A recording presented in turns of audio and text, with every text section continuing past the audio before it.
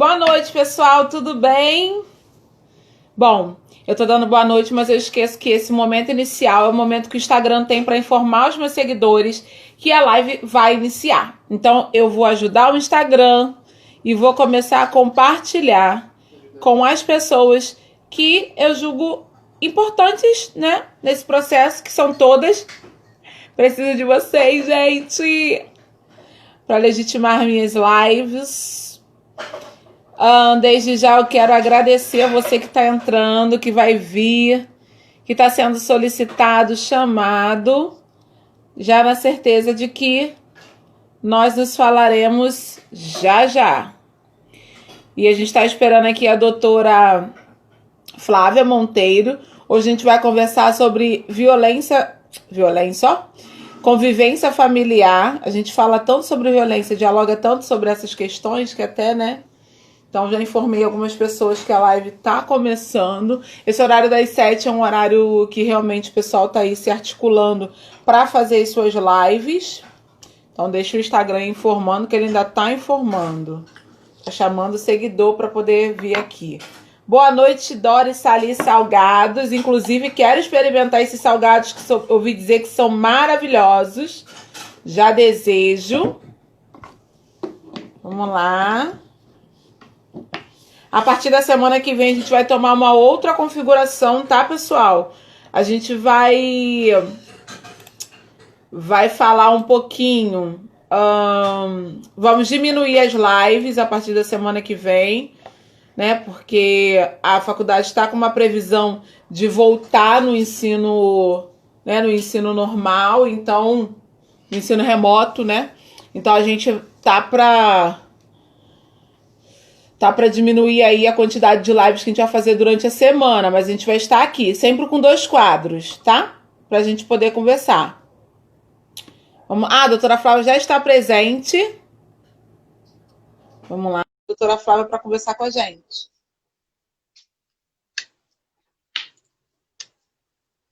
Nossa, hoje... Boa noite, linda! Boa noite, tá me escutando bem? Tô escutando e vendo bem. Beça. Perfeito. Eu vou até ligar meu 4G pra gente não ter. Já tá ligado, já tá nele já. Vamos lá. Já tá tudo ok por aí? Conseguiu se ajustar? Tudo ok, tudo ok. Tô até com os códigos aqui para fundamentar. Poderosíssima! Nossa! O som tá bom mesmo, Evelyn? Porque eu tô sem fone. Tá ótimo, tá ótimo. Eu só coloquei o fone que meu marido vai fazer barulho, aí pode atrapalhar, e por isso eu coloquei o fone. Perfeito. Então, gente, boa noite, né? Vamos respeitar o pessoal que já está por aqui, que está conosco para poder participar de mais essa live. Então, eu quero desejar uma boa noite para você que está chegando, para você que vai ouvir depois, bom dia, boa tarde ou boa noite. E dizer que hoje o nosso tema é deveras importante, apesar de que toda essa, na verdade, né, toda essa série jurídica ela está com temas bem importantes para a gente debater, discutir, refletir. O de hoje, especificamente, vai tratar sobre família, né, o direito de família, no caso, a doutora Flávia, que é especialista na área. Então, ela vai conversar um pouco sobre isso conosco e ela vai se apresentar agora, dizer quem ela é, o que ela faz. Embora ela já tenha passado por aqui, pode ser que tenham pessoas novas participando dessa live. Então, boa noite, doutora Flávia, e muito grata por ter aceitado o convite. Boa noite, Evelyn, obrigada. Muito feliz de estar participando novamente do compromisso da Evelyn, né? Que é um projeto que cada vez está crescendo mais. Fico muito orgulhosa e é uma honra estar participando e desse crescimento também, né? Eu sou Flávia Monteiro, sou advogada, sou sócia no Moreira e Monteiro Sociedade de Advogados, né? Sou especialista em direitos das famílias e sucessões pela PUC do Rio de Janeiro. Estou como coordenadora do GT Mulheres Negras da Comissão AB Mulher do Rio de Janeiro. Sou membro da CEVEMB, membro da Comissão de Trabalho Rio de Janeiro. membro do Fórum Estadual de Mulheres Negras do Estado do Rio de Janeiro, militante das causas sociais, entre outras atividades que a gente vai se virando aqui para dar conta, né, gente? Porque a demanda são muitas, mas a gente faz isso e é importante a gente pontuar que tantas lives, a gente tem esse objetivo de levar informação, né? É sempre um papo muito informal, mas é um trabalho que eu sei um pouquinho, você sabe um pouquinho, vamos compartilhar com a sociedade, seja do meio jurídico ou não. Então, esse é o nosso objetivo aqui de esclarecer, né? Um momento de tantas dificuldades, um momento extraordinário, do qual impactou o direito e todos os segmentos, né? Todas as categorias, não tem como não ter impactado com essa atual realidade e tem suas consequências e a gente tem que tem que continuar e tentar resolver as demandas de acordo com o que a gente tem, né? Então, vem as teses, vem os estudos, vem a troca, vem as palestras, vem as construções conjuntas. E é isso. Verdade. Doutora, só travou. A senhora travou aqui para mim. Foi? Travou? Começou. Tava fácil demais. Voltou? Ih, travou. Voltou agora, voltou agora. Você Foi? não travou em nenhum momento. Não? Não. Tá. Vamos lá, então. Então, gente, olha, a gente tem aí uma especialista da área. Para você que tem perguntas, já vai anotando, vai colocando aqui, porque eu tentei fazer a sugestão da caixinha de perguntas, mas aí não fluiu muito bem, mas pode deixar que eu vou tentar fazer novamente. Mas se você tiver alguma pergunta ao decorrer dessa live, você pode anotar. Boa noite, Cleverson. Boa noite, Rayara. Boa noite, Maria. Que bom que vocês estão aqui. E aí vai colocando as perguntas que vocês têm para este tema, para que a gente possa dialogar e esse debate possa ser um pouco mais enriquecedor, porque ela vai trazer esse aparato jurídico que ela já tem debruçada, mas é importante também que todos nós participemos desse movimento. E agora que eu vi o coraçãozinho subir, sou muito grata, coloca esse coraçãozinho para subir, clica no compartilhar, vai compartilhando e informando para o algoritmo do Instagram que essa live ela é importante. E como é, né, gente? Sobretudo pensando em família e pensando em todos os movimentos que a família faz. Boa noite, doutora Márcia. Que bom que a senhora está aqui com a gente também. Boa noite, Felipe. E vamos nos chegando.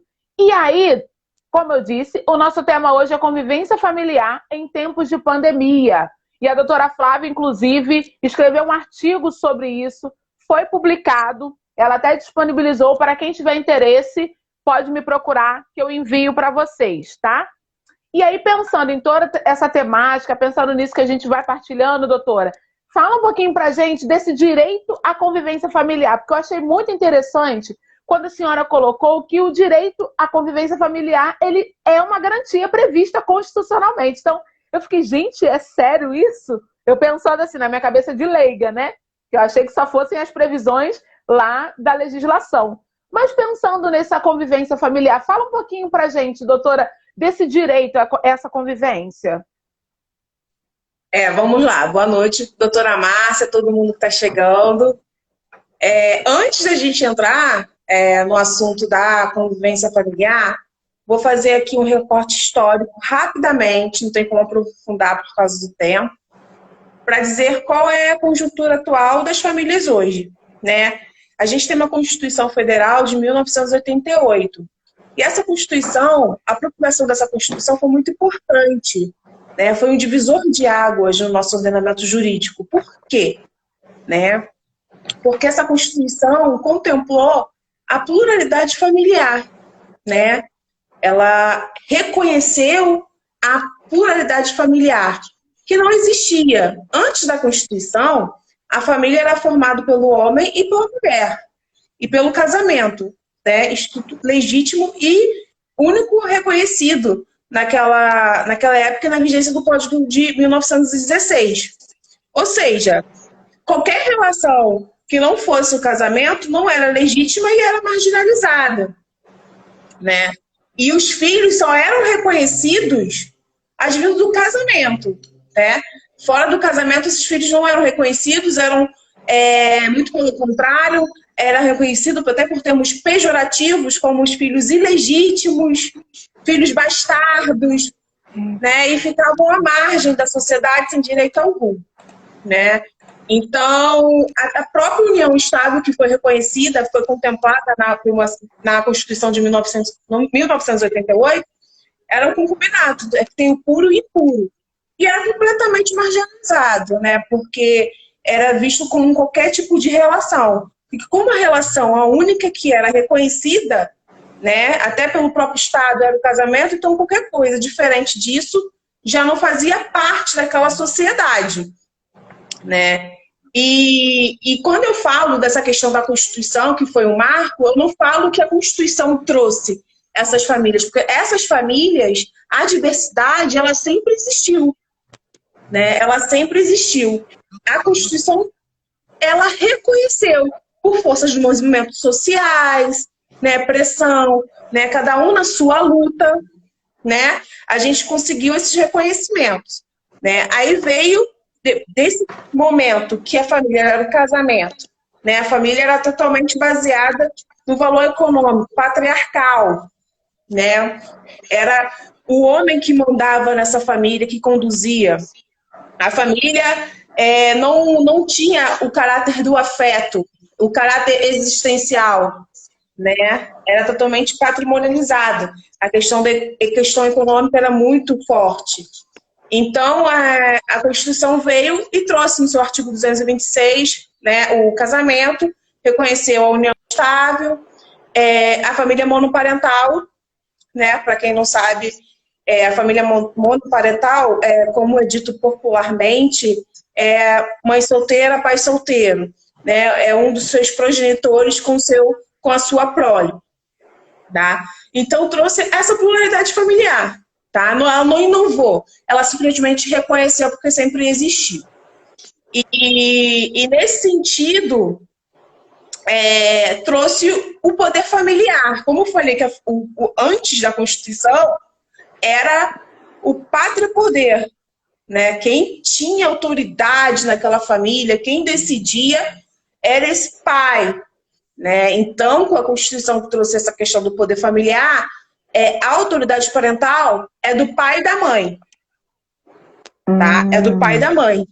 E a guarda vem desse direito do dever do poder familiar, que é exercido pelo pai e a mãe. A guarda, né, temos a guarda compartilhada, a guarda unilateral e a guarda compartilhada.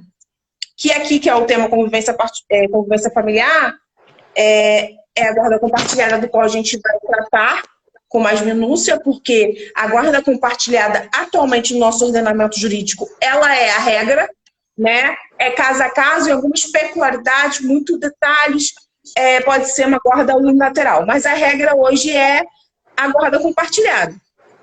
Mas, Flávio, o que é a guarda compartilhada? A guarda compartilhada é quando esses pais, eles dividem o poder decisório, né? Antigamente, a regra era a guarda unilateral, que automaticamente iria para essa mãe, tá? Hoje e ela tomava a decisão toda dessa criança. Hoje não. Hoje quem decide, por exemplo, a escola da criança são os dois. Eu, Flávia, eu não posso decidir sozinha a escola do meu filho se eu tenho uma guarda compartilhada. Eu tenho que falar, fulano, você concorda que essa escola pode ser a melhor escola para o nosso filho? Ele não, eu acho que tem que ser a escola Y por causa disso. Então, forçou esse diálogo. Tá? Então, quando a gente fala de guarda compartilhada, travou. É essa divisão do poder decisório.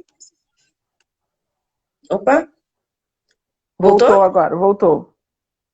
Do poder decisório da corresponsabilidade em relação a essa criança.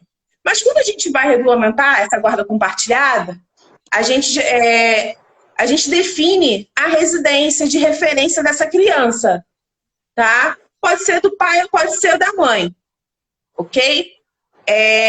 E vai ser estabelecido como? Não porque essa criança gosta mais do pai ou da mãe, porque a criança, ela já tem um local onde ela já tem a escola, né? Ela já tem os amiguinhos, ela já tem uma referência, ela já tem uma base social ali, né? Então, na própria guarda compartilhada, a gente vai definir essa residência de referência dessa criança, tá? Então, a gente decide isso. Eu tenho uma guarda compartilhada, então fica comigo, porque o meu ex-companheiro, ex-namorado, ex-flerte, né, o pai do meu filho, se mudou para um outro bairro e minha criança desde pequena estuda aqui, tem uma relação social aqui. Então, pelo princípio do melhor interesse, que é a base dessa relação, da guarda, a gente sempre tem que pensar no melhor interesse dessa criança. Essa criança vai ficar na minha casa porque ela já tem uma realidade social, tem toda uma história aqui, tá? Definindo essa parte na regulamentação da guarda compartilhada, a gente vai definir a convivência. Mas aí, esse pai não vai ver essa criança? Ele não é pai?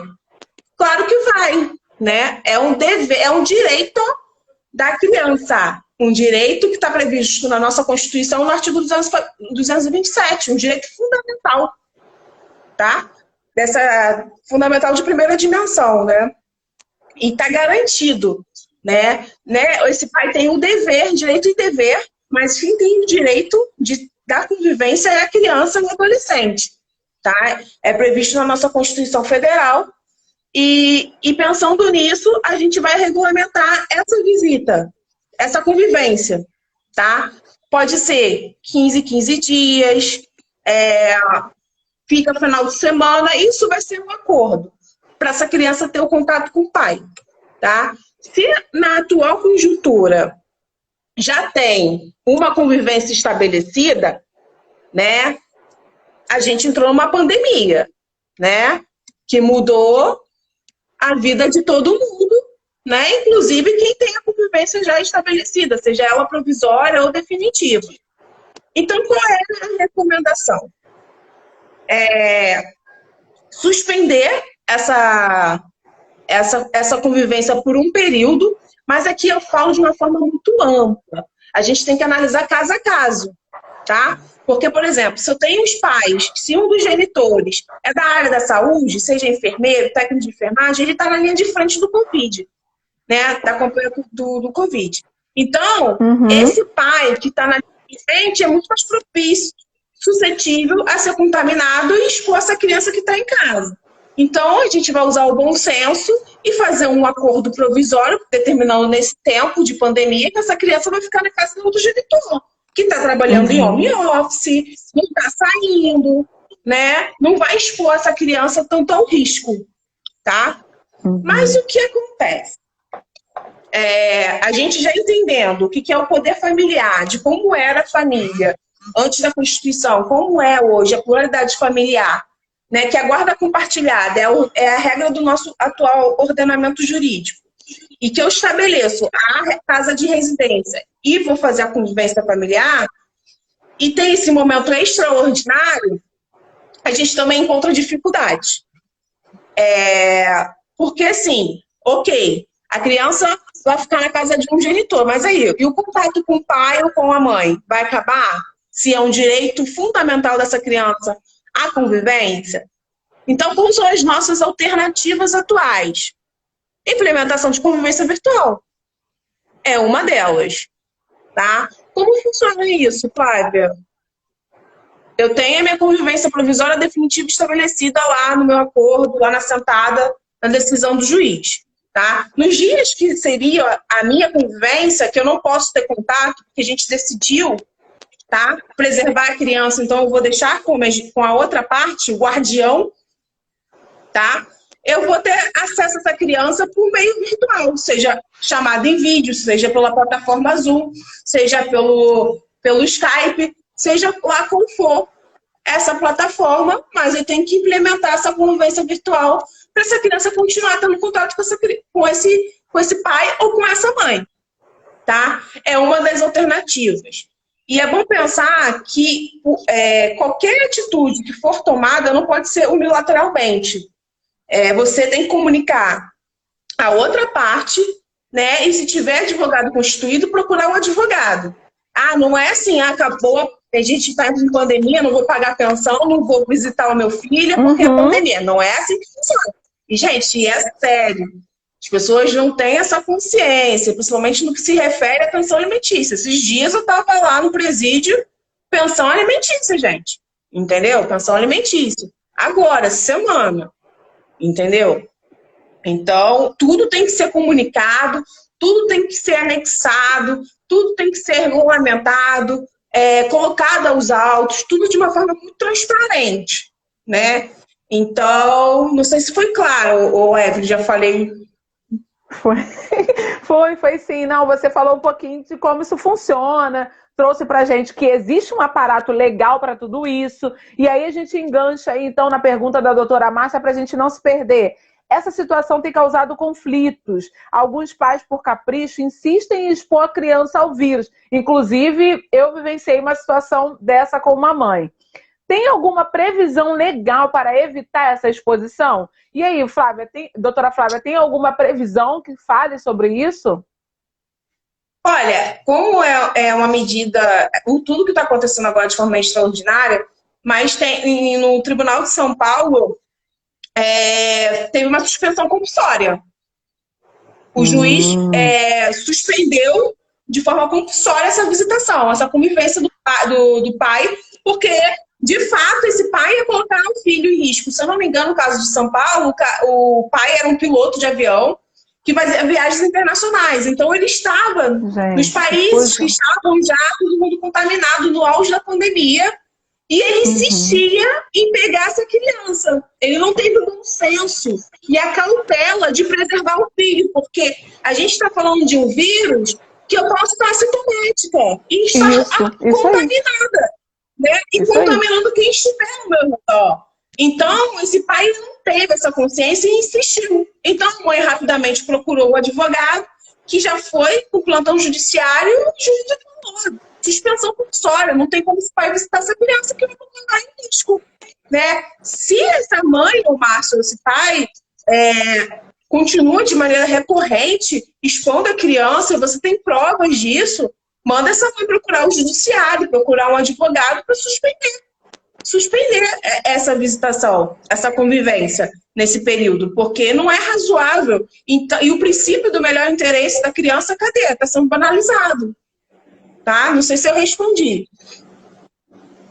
Não, acho que respondeu sim. Doutora Márcia depois coloca aí se ela conseguiu responder, mas acho que respondeu sim, foi bem claro pra gente, como assim, pra gente poder entender como esse movimento, esse processo, porque a gente acha que é tudo, né, tudo muito lindo, tudo muito tranquilo, mas na verdade a gente também precisa respeitar esse ordenamento jurídico. Não dá simplesmente para fazer aquilo que está na telha. Pronto, vou lá, visito, não quero saber, é minha filha ou é meu filho e eu vou visitar. Não, gente, não é assim o movimento, sobretudo para o momento de pandemia que a gente está vivendo. A doutora Márcia disse que respondeu sim. Então, assim, é importante a gente estar muito, muito bem amparado, muito bem informado a respeito dessas questões, porque a qualquer momento você pode perder o seu poder, né, para poder visitar esse sujeito, esse seu filho, nesse caso. E aí eu li...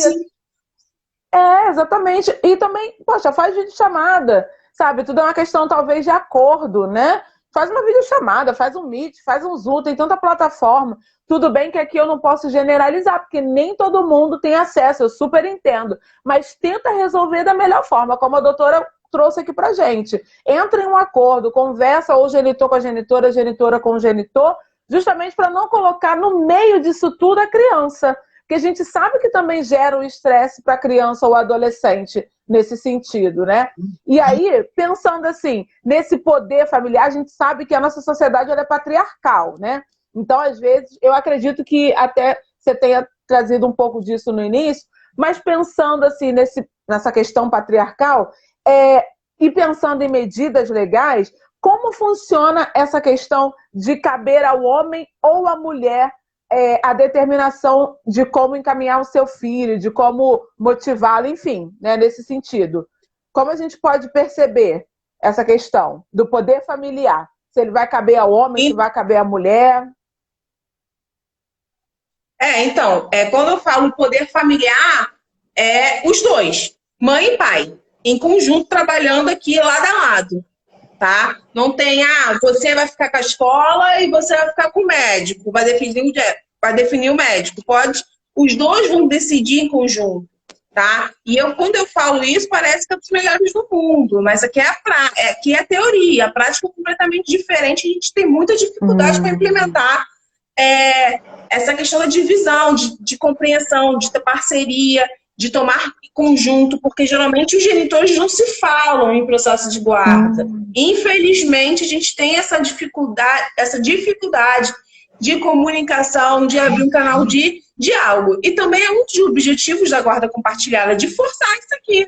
Né? Você tem que falar com o seu genitor, você não precisa ir no aniversário da sua ex-esposa, do seu ex-marido, né? Seja lá o que for, você não precisa tomar um chopp ali na esquina, mas você precisa falar com ele sobre o seu filho, porque o filho é um vínculo para a vida toda. Mas a gente tem essa dificuldade, e é uma dificuldade que eu falo que é em todas as classes sociais, sabe? Todos os níveis, até intelectuais. A gente se depara com situações que você acha que esse caso vai ser diferente porque, né, a pessoa tem uma experiência. E não, a gente se depara com a mesma dificuldade de abrir o canal de comunicação, tá? Então, quando eu falo em poder familiar, é os dois, né? Não vou delegar para um e para outro. São os dois responsáveis pelaquela criança, né? Só se eu falar aqui em guarda unilateral, aí sim, só um, ou o pai ou a mãe, que vai ficar ali naquela responsabilidade e poder decisório daquela criança. Entendi. O Tiago traz aí uma pergunta, ó. O comum acordo entre os pais em cancelar as visitas presenciais. Como provar isso em um conflito futuro? Tem algum meio prático para registrar esse distanciamento do pai ou da mãe? Foi? Eu entendi. Ele está perguntando provar. Assim, provavelmente, Thiago, você já deve ter, eu não sei se é para alguma terceira pessoa, guarda já regulamentada. Não sei se tem. Mas se tiver, você vai pedir para o seu advogado ou para o defensor, né, fazer um termo de acordo. Ou, se a outra parte não quiser assinar, você vai fazer uma declaração assinada, dizendo que no dia tal, né, devido à pandemia, e pensando no melhor interesse em preservar a criança, você decidiu, né, deixar com a outra genitora ou genitor por um período determinado, tá? Isso não impede que futuramente a visitação, a convivência seja retomada, tá? Mas no atual cenário, estão suspendendo. Acho que o bom senso, né, realmente você deixar com um ou com o outro. Isso também não impede que essas visitas sejam compensadas no futuro, tá? Sejam compensadas, ou você ganha mais dias no pernoite, que é uma luta que a gente sabe, nas varas de família, tá? Mas o caminho é sempre formalizar e anexar os autos. Se não conseguir a assinatura da outra parte, que geralmente cria realmente obstáculos, você faz uma declaração de próprio punho ou faz uma comunicação por e-mail para essa mãe e junta os autos, junto com a sua própria declaração. Ótimo. E aí, né, o tema da nossa série, doutora Flávia, é alinhando sobre políticas públicas e garantias. Já como eu disse no início, quando eu conversei com a senhora para a gente poder ver um tema para falar nessa série, e a senhora trouxe a convivência familiar, trouxe a questão do direito de família, eu fiquei pensando, gente, que bacana, porque a gente já pensa que os direitos humanos, eles também abarcam a questão de família e tudo mais. Então, quando a gente pensa direitos de famílias também dentro das garantias fundamentais, a gente já tem um aparato até maior. E aí, ó, o Tiago está dizendo perfeito, sensacional, muito obrigada. Então, respondeu, que bom, Tiago, que você deu para entender. E aí, a Dani vem trazendo uma colocação que se um dos genitores são da linha de frente, não tem entendimento da gravidade do momento que estamos passando. Quando a senhora colocou a questão de entender que, caramba, eu posso contaminar meu filho, então eu não vou visitá-lo. Aí ela fez essa observação. Sei bem como é esse processo de vara de família. Deve ser bem conflituoso. Eu nunca participei, não. Só participei de civil e criminal. Mas família eu acho que é bem, bem conflituoso. E aí, pensando nessa questão de garantias, de políticas públicas, quando eu fui lendo alguns artigos que tratavam sobre convivência familiar, falava muito dessa questão de ter políticas para essa criança e esse adolescente dentro desse contexto da convivência familiar. E eu fiquei super curiosa para a senhora dizer para a gente como a gente pode enquadrar o direito de família nesse movimento de garantia fundamental, porque a gente sabe que se a gente tem um aparato legal da legislação nacional, o movimento é outro, né? A percepção é outra, tanto da nossa parte enquanto civis, né, da sociedade, quanto do ordenamento jurídico. Então, pensando aí em direito de família, como a gente verifica esse direito ali entremeado nas garantias fundamentais, doutora Flávia? Então, o direito à convivência familiar, como eu falei aqui, está previsto na Constituição, no artigo 227, tá? Também está no ECA, e é um direito fundamental, o direito de convivência, um direito da criança e do adolescente, né? E muda de figura porque o Estado também tem o seu papel de tutelar e proteger esse direito, né? Eu lembro que em um dos meus processos, eu tive dificuldade de localizar a criança porque a mãe simplesmente sumiu 1 ano e 5 meses e o pai ficou sem ver essa criança. Então, como profissional, eu esgotei todas as possibilidades jurídicas para localizar essa criança, seja expedição de ofício, né, busca de CPF, enfim, esgotei todas as possibilidades e fui naquela juíza, fui despachar. Eu falei assim, excelência, não estou localizando a criança, né? Essa criança não está sem ver o pai há 1 ano e 5 meses. E, pasmem, essa juíza me falou para eu contratar um detetive para localizar essa criança. E isso foi uma afronta ao direito garantido fundamental dessa criança, porque o Estado tem o dever de fazer o papel dele. Ela não deveria ter falado isso para mim, ainda mais que o meu cliente era assistido pela gratuidade de justiça, ele não teria nem dinheiro para contratar um detetive, entendeu? Para localizar essa criança. Então, é nesse sentido, quais são os papéis, né? E qual o papel efetivo do Estado para garantir e preservar esse direito dessa criança e do adolescente? Nesse caso, não foi violado. Mas eu não quis ir para o embate porque era um processo que já estava muito aflorado, muito inflamado, né? E, infelizmente, a gente tem que tentar usar a flexibilidade, né? Hoje eu tenho outra postura porque o processo já andou, né? Mas quem advoga sabe como um desentendimento com o juiz ou com uma promotora pode atrasar e prejudicar o nosso processo, né? Mas essa postura não foi correta, né? Eu vejo claramente aí uma afronta a uma garantia, um direito fundamental dessa criança, né? O próprio Estado, porque ali ela não é fulano de tal, ela é o Estado, né? Ela é o poder judiciário ali, né? Então, enfim, são essas as questões, né? E dizer também que esse impedimento de convivência, seja por parte do genitor ou da genitora, tem sérias consequências. A gente tem uma lei de alienação parental, né? Então, a gente pode até reverter, né, essa guarda. Então, assim, tem consequências sérias, né? Mas a dificuldade de entendimento e amadurecimento é difícil.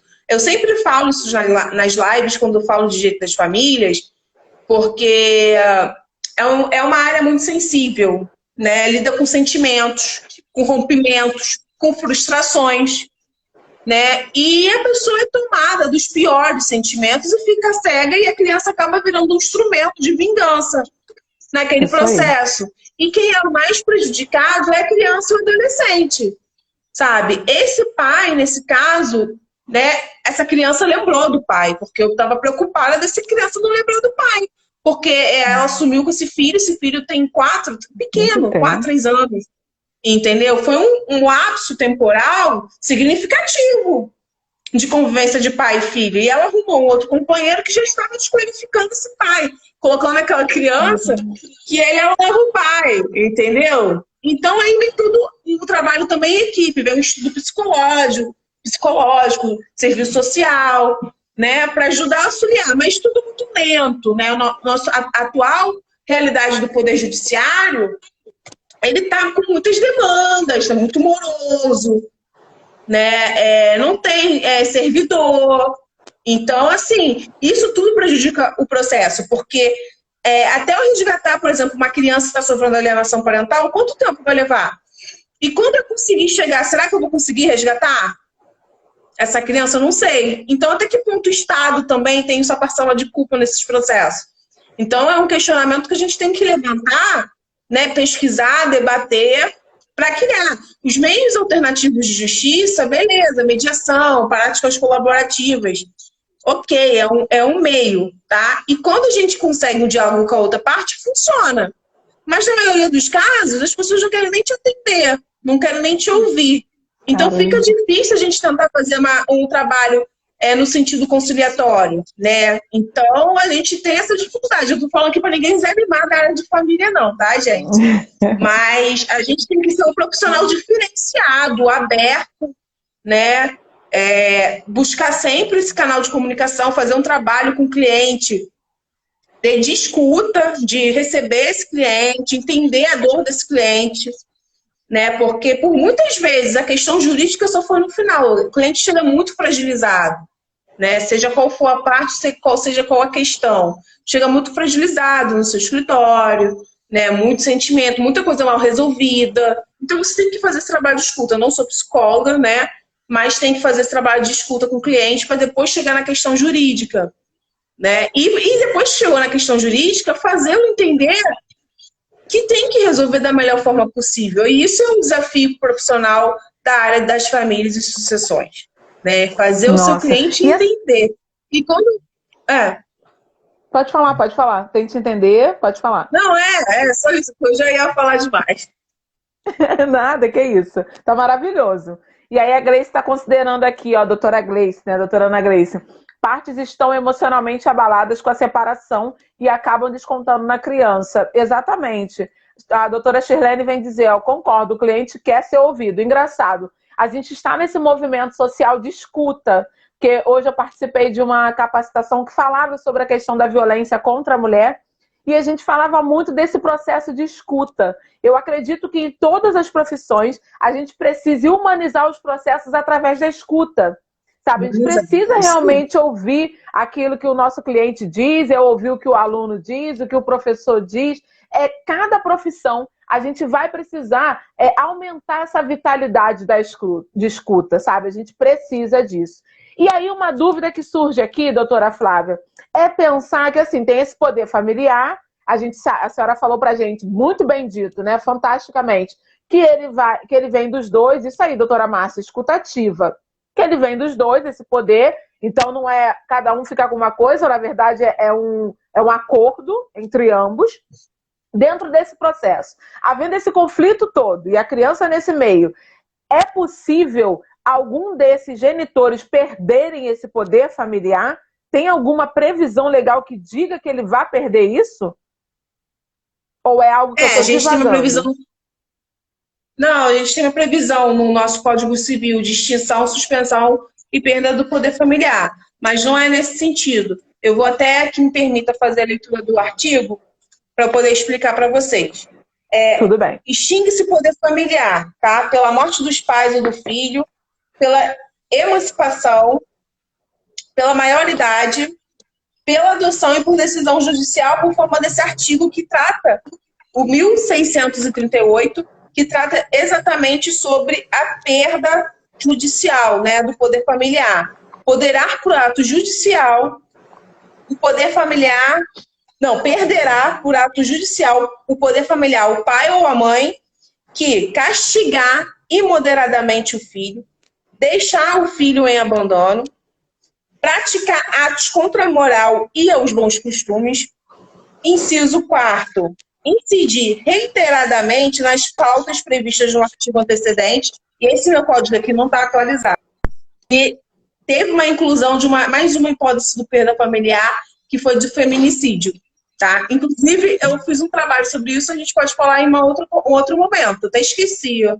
Agora que eu vi aqui, eu fiz um trabalho sobre isso, na hipótese de perda familiar por crime de feminicídio. Teve uma lei de 2018 que alterou e incluiu no Código Civil, alterou o Código Penal e o ECA também. Tá? Então, para a perda do poder familiar, só nessas hipóteses aqui elencadas no artigo 1638 do Código Civil. Entendi. Eu pensei que esse poder familiar não poderia ser perdido nunca. Não sei, algo que foi... Parece muito natural. Mas, na verdade, também tem... Engraçado, na verdade, tem um caminho jurídico aí nesse entremeio, né? É importante a gente saber disso, porque às vezes a gente trata da convivência... E aí, pensando nesse momento que a gente está vivendo, a gente está na convivência familiar, a gente sabe-se lá o que essas crianças estão passando, algo que a gente estava comentando, por exemplo, é que a escola, ontem, né, quando eu falava de homeschooling, a gente tratava de que a escola ela consegue identificar a questão de abuso e violência que a criança passa. Imagine agora, nesse tempo de pandemia, que está nessa suposta ação de homeschooling, né, nesse ensino remoto, como essas crianças que já eram abusadas, violentadas, castigadas, torturadas, como está previsto aí no código, anteriormente, como elas estão agora, sabe? E a gente tem uma tendência a não dar muita credibilidade ao que a criança fala. Então, assim, esse é o momento que a escuta ativa, não só dos advogados, mas de toda a sociedade, ela é importante, porque se uma criança chega reproduzindo alguma coisa ou falando alguma coisa, é porque ela vivenciou aquilo lá no seio familiar, né? Então, isso precisa Tem que dar uma atenção imediata para essa criança, Isso. Tem que ser muito bem observado para a gente poder entender o que atravessa aí. E aí, pensando a criança, doutora Flávia, a senhora falou da questão do genitor, que pode ter um parceiro que aliena e tudo mais. E aí, pensando, né, nessa criança, em um espaço familiar novo para ela, porque vamos dizer que essa criança conviva com a mãe, né, durante um tempo, e aí o pai, que comumente é o que se vê, não sei, pode ser que não, mas a senhora me corrija se eu estiver errada, mas comumente a criança está ali com a mãe, e aí de repente ela vai para a convivência com o pai. Pensando nessa criança, nesse espaço familiar novo, é possível descartar tudo que ela viveu antes? Desconsiderar essa história que ela traz pregressa? Ela vai definitivamente para uma outra família, é isso? Isso. É possível a gente descartar toda aquela convivência. Falando da adoção, né? A adoção, ela rompe os vínculos, o vínculo biológico. Mas a criança, se futuramente quiser, ela tem o direito de origem, né? De saber a origem dela. Tá? Ela tem esse direito. No futuro, ela pode procurar saber quem são, mas o rompimento é pela adoção. Né? Ela rompe todo para trás dessa criança. Tá? Mas se a criança vier a crescer e quiser, quem são os meus pais? Ela tem direito de procurar a origem dela, a origem biológica. Tá? Entendi. E as mesmas questões assim, do ordenamento que tem para a convivência familiar no seio antigo, ela também vai ter para determinação no seio novo, né? No ambiente familiar novo. Sim, né? A família dela se aplica do mesmo jeito, o novo pai e a nova mãe. Tá? Isso também, a gente pode, a guarda também compartilhada se aplica na questão da multiparentalidade também, quando a criança tem um pai biológico, um pai socioafetivo, né? Aí são dois pais, são duas mães. Aí como a gente vai compartilhar essa guarda aqui, né, com essa família aumentada, né? Então tem essa possibilidade também. Entendi. Mas um tema para a próxima live. Filiação socioafetiva. E aí, doutora, pensando assim, na guarda compartilhada, a senhora já pegou algum movimento, algum caso dentro de guarda familiar, de direito de família, de guarda compartilhada nesse tempo de pandemia? Gente, o que está acontecendo? Vamos lá, respira. Gente, o que houve? A senhora já pegou algum caso? Gente, não tô entendendo. Vou até beber uma água que eu tô emocionada, gente. Porque esse assunto tá me deixando emocionada. Esse assunto tá me deixando emocionada. Já tá nervosa. Quando fizer direito, eu te vou ficar mais nervosa ainda. Gente, tô adorando essas advogadas profetizando pra mim. Doutora Bruna, doutora Márcia, agora doutora Flávia. Tô emocionada aqui, ó. E aí... Estamos te esperando, estamos te esperando. Estamos aí. E como fica a guarda compartilhada nesse processo de pandemia? Já chegou algum caso, a senhora, nesse sentido, que está muito conflituoso e que está nesse entremeio por conta disso que a gente está vivendo? Então, eu tenho até uma decisão meio que inédita, né? Uau. Que saiu dia 7, que eu fiz a minha primeira audiência telepresencial. Os advogados de plantão aí dizer que não é esse bicho de 7 cabeças. Óbvio que não é a mesma coisa que presencial, mas fluiu muito bem, tem tempo, né? Mas consegui fazer a audiência. Então, é só fazer a inscrição, baixar a plataforma Cisco e a própria vara envia por e-mail o link da audiência, da sala da audiência virtual. tá? Então, só para ficar essa dica aí, porque eu estava muito nervosa para essa audiência, que eu nunca tinha feito, mas deu tudo certo. Ah, que ótimo. E essa audiência foi exatamente de um processo de guarda compartilhada, do qual o pai, né, tratando pelo bom senso, falou: fulana, vou permitir, né, vou abrir mão da minha convivência por causa da pandemia, né? A logística, um mora em Duque de Caxias, o outro na Zona Sul, então é bem longe, e a criança tem que ir e voltar. Eles entenderam que expor muito essa criança. Então, nesse primeiro momento, ok, é tudo que a gente está conversando aqui, né? O bom senso, fazer um acordo. Eu falei assim, então tá bom. Então, vamos fazer um termo, tá? E vou falar para o juiz que é assim, porque se a gente não falar, dá brecha para outra parte, seja a genitora ou o genitor, falar que teve abandono desse pai, né? Que é assim que funciona. As histórias ficam totalmente diferentes da realidade, né? Então, mas eu demorei um pouco para anexar esse processo, porque eu já experiente, né? Falei assim, essa mãe não vai facilitar tanto, né? E eu não falo isso que é culpa da mulher, tá, gente? Não é questão do gênero, que nesse meu processo que a parte que realmente que dificulta, que faz realmente a alienação parental é a genitora. Mas a gente encontra homens e mulheres nesse sentido, tá? E então eu falei assim, beleza, aguardei o tempo antes de mandar a petição, né? O termo de acordo. Aí, dito e feito, demorou, passou um mês, tudo certo, ele ficou ligando. Aí eu falei assim, não, você tem que ver, pede para ela fazer chamada em vídeo, ela não autorizou. Não deixou, não deixava mais ligar, ficou um mês sem contato nessa pandemia com a criança, tá? Então, eu falei assim, beleza, eu fiz uma manifestação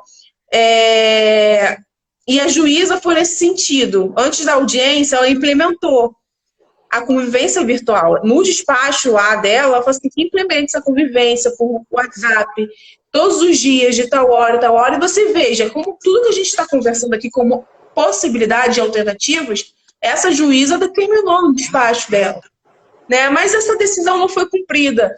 Mas nessa mesma petição, eu pedi a designação de uma audiência especial, que eu já sabia que ia ser virtual, que foi essa. A outra parte, como sempre, não compareceu. Né? Não compareceu, sumiu, não atendeu. Inclusive, a juíza ligou para essa mãe durante a audiência, ela não atendeu. Então, o que ela determinou? Convivência física em plena pandemia. Eu olhei assim, eu falei, porque não é o que os juízes estão determinando, estão suspendendo por causa da pandemia. E ela falou assim, não, você vai ver o seu filho sábado, todo sábado, de tal hora.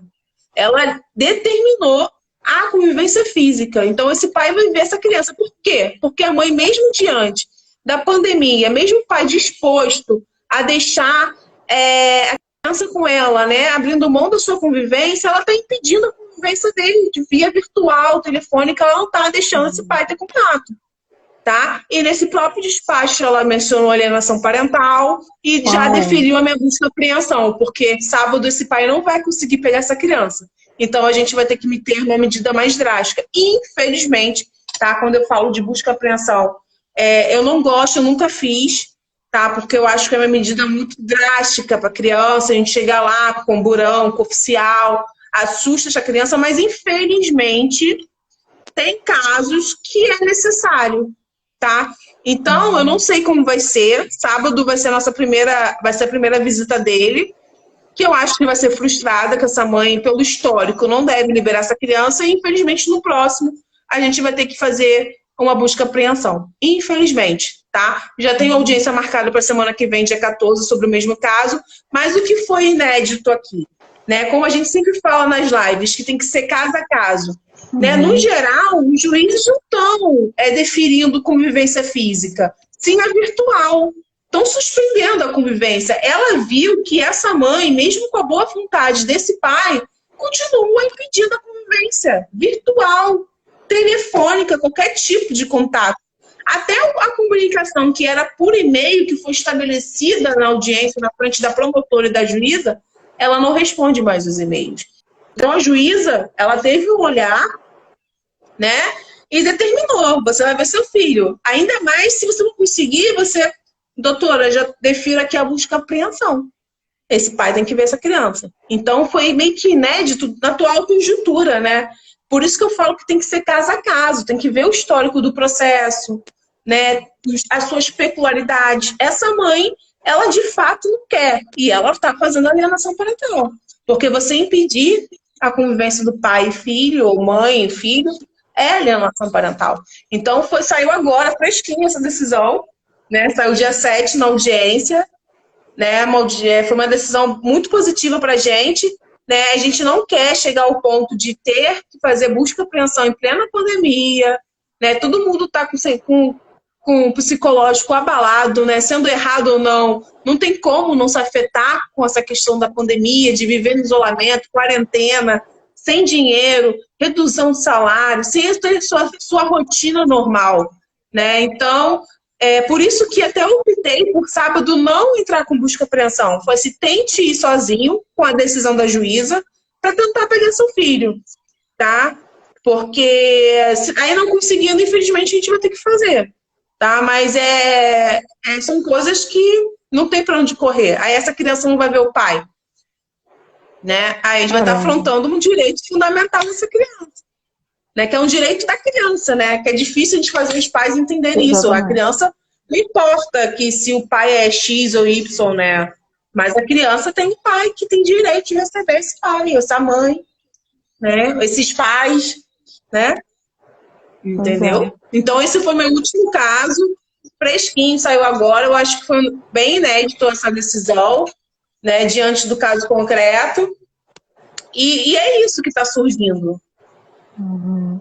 Nossa, pesadíssimo, né? E aí, se a gente pensa que entre as... Nossa, se a gente pensa que entre as partes existe esse conflito, não existe essa possibilidade de mediação, eu acho que fica mais tenso ainda você conseguir dar conta, né? Não que não dê conta, mas conseguir dar conta de gerar um sentimento no juiz, não sei, né? Que talvez ele possa pensar pelo lado também da criança e não somente dos pais, né? Porque se esse é um direito da criança e do adolescente, os pais precisavam estar nesse comum acordo para que essa criança estivesse também com a sua saúde mental harmonizada. Porque se os pais, dentro desse tempo de pandemia que a gente está vivendo, e aí eu digo não só na pandemia, mas também antes, se eles já vivem esse conflito, nesse movimento, imagine a criança. Imagine como é para a criança passar por um movimento de alienação parental, por exemplo. Sabe, é um momento muito difícil. Eu estou aqui ainda meio impactada, é um assunto bem delicado, pelo que eu estou percebendo. Né? Muito. Aí, bem delicado. A gente tinha conversado na outra live um pouquinho sobre isso, a senhora deu, né, um pouco do que era esse direito de família. É isso, doutora Márcia, eu também só penso na criança psicológica. Ela colocou, só penso na criança, o psicológico. Eu fico pensando nisso, sabe? Porque se a saúde mental desses pais estão em frangalhos, a da criança, então, imagina, gente. A criança é um sujeito em desenvolvimento. É claro que a gente também está em constante desenvolvimento, mas a criança está nesse processo para chegar à idade adulta. Tudo que acontece na infância vai refletir na idade adulta. Então, assim, é muito difícil mesmo, né? A Bruna falou... Primeiro, ela fez uma consideração à senhora, Flávia, inteligência e pessoa, parabéns. Concordo plenamente, Bruna, plenamente. E depois ela falou aqui que é muito difícil as crianças que sofrem. É isso, sabe? Sim. Por isso que é importante os pais que estiverem vendo, que vão ver, entrem num acordo, conversem com seus advogados, para poder ter um litígio assim, menos conflituoso possível, porque litígio por si só já é, né, a palavra já gera uma briga. Então, assim, pensa, conversa para poder não gerar esse conflito na cabeça da criança. A Dani colocou aí que ela vivencia isso desde os 4 anos de idade da filha dela. A filha dela hoje tem 22. Então, imagina, sabe? A situação. E os danos psicológicos que causou também. Isso. Porque fica, gente. Fica. Gente, meu esposo tem uma questão com ele que, na cabeça dele, ele é o causador da separação dos pais, por conta, né, talvez de algum litígio que ele tenha visto, alguma briga que ele tenha visto na frente dele. Então, na cabeça dele, ele tinha isso, uma questão psicológica que a gente sabe que precisa de terapia, ele precisou de terapia à época para poder desconstruir isso. Então, assim, é muito difícil para a criança assimilar uma briga de adultos, gente. Então, por favor, coloquem a mão na consciência, pensem nos seus filhos e tentem fazer de uma forma mais, assim, mediadora possível, menos conflituosa possível. Estão aí os advogados e advogadas maravilhosos e maravilhosos para poder ouvi-los, orientá-los, escutem a orientação dos seus advogados, gente. Eles se debruçaram sobre esse tema. Eles não estão falando com você algo que eles pegaram ontem, não. Eles estão debruçados sobre isso, sabe? E aí a Dani vem até fazer uma consideração em relação às famílias que aproveitam esse momento de pandemia para abandonar os idosos, aproveitando o isolamento social. Ainda tem isso, né, doutora Flávia? De família que aproveita o tempo de pandemia para rechaçar a vida dos idosos, né? Adeus idosos também nesse movimento. Então, é mais um conflito. É uma questão também que tem que ser levantada. A questão dos idosos nessa pandemia, né? Pois é, e aí imagina a situação. São muitas questões, né? São muitas questões. E também a questão financeira, de usar os benefícios do idoso, pegar a questão patrimonial, né? A violação. E o pior de tudo é o próprio abandono, né? O próprio abandono. E violência também, tá, gente? Violência também. Sim. Olha, sim. E aí a doutora Ana Gleice coloca. Por isso que a doutora Ana Gleice até coloca. É por isso que acordo e escuta são essenciais. E é isso, né? É o acordo, é entrar da maneira menos conflituosa possível. Gente, bom, como eu digo aqui, eu não sou comunicadora, né? Eu estou no processo. E aí, eu venho dizer que as minhas perguntas esgotaram. Vocês sabem que eu sou muito franca nessa hora, né? Eu não tenho perguntas muito franca. Estou deixando aqui, ó, evidente que minhas perguntas esgotaram. Até falei com meu esposo, tem pergunta? Manda pergunta para fazer para a doutora Flávia. Mas se você tiver alguma pergunta, a gente tem 4 minutos ainda. Então, se você tiver alguma pergunta, coloca aí. A Dani está dizendo que isso está acontecendo na família dela, essa questão com o idoso, né? Então, assim, é difícil realmente, Dani. O que a doutora Flávia falou, são muitas questões pipocando nesse tempo de pandemia. E eu acredito que, na verdade... E eu acredito que, na verdade, isso já estava acontecendo há muito tempo, né? Só que aí, como a gente vem com a pandemia, fica mais evidente, né? Então, assim, a gente vai perceber que isso vai acontecer. Vai pipocar um caso em cada família. Gente, risada. Eu adoro a risada da... A risada da Flávia é a melhor, gente. Passo mal. Que é isso, né? Então, assim, a gente vai vendo que nesse tempo a gente vai pipocando tudo. Eu acredito que a sociedade ela está num estágio que está se mostrando, né? Não tinha ninguém, eu acredito que não tinha ninguém guardado, ninguém camuflado. Na verdade, as pessoas estavam levando e mostrando aos pouquinhos para o que elas vieram. E esse tempo a gente vai vendo, dentro desse espaço de convivência familiar, a gente vai percebendo quem são verdadeiramente os nossos, né? Por mais duro, gente, você que está ouvindo, por mais duro que isso possa parecer, é por aí, sabe? É por aí. Então é isso. Nós temos agora 2 minutos para finalizar. Doutora Flávia, a senhora tem alguma consideração para fazer? Fique à vontade. Pais separados. Eu queria agradecer. Surgiu uma pergunta. Sim. Pergunta. Pais separados. A mãe pode impedir o pai da visita em tempo de pandemia? Mas qual o motivo do impedimento da pandemia? Do motivo desse impedimento? Tem que saber. Poder pode se tiver algum motivo relevante, né, do qual iria prejudicar essa criança, né? Como a gente já foi dito aqui, vai expor a criança ao risco? Né? São questionamentos que têm que ser feitos. Poder pode, caso a caso, mas tem que ser um caso bem pontual, tá? E se interromper a convivência física, tem que ter a convivência virtual. Então, ó, fica aí a dica e o esclarecimento. Quero agradecer a vocês por vocês estarem me parabenizando, mas eu também parabenizo vocês que vêm participar da live com a gente, que vêm nos prestigiar. Muito grata de verdade, meu coração fica muito grato. A Bruna, pelo menos, acho que a Bruna falou que tá tudo ok, que respondeu a pergunta. Por isso, assim, eu agradeço demais a vocês. Não sei o que aconteceu hoje, deu síndrome de gagueira, deu tudo aqui, gente. Não sei o que houve. Mas, enfim. Eu não vi ninguém que entrou aqui também para falar os nomes, mas obrigada para todo mundo que assistiu a live. Então é isso, gente. Gratidão, de verdade, por vocês terem entrado, saído, ficado. Gratidão, doutora Flávia, por esse momento, por ter aceitado, por ter topado. Gratidão imensa a cada um de vocês. Temos 27 segundos, doutora Flávia. Vamos lá. Eu só queria agradecer pelo convite desse projeto incrível da Evelyn, essa mulher que ela é, essa potência, essa energia em pessoa, que transmite até virtualmente, né? Gosto disso. Abraços virtuais para quem assistiu a gente.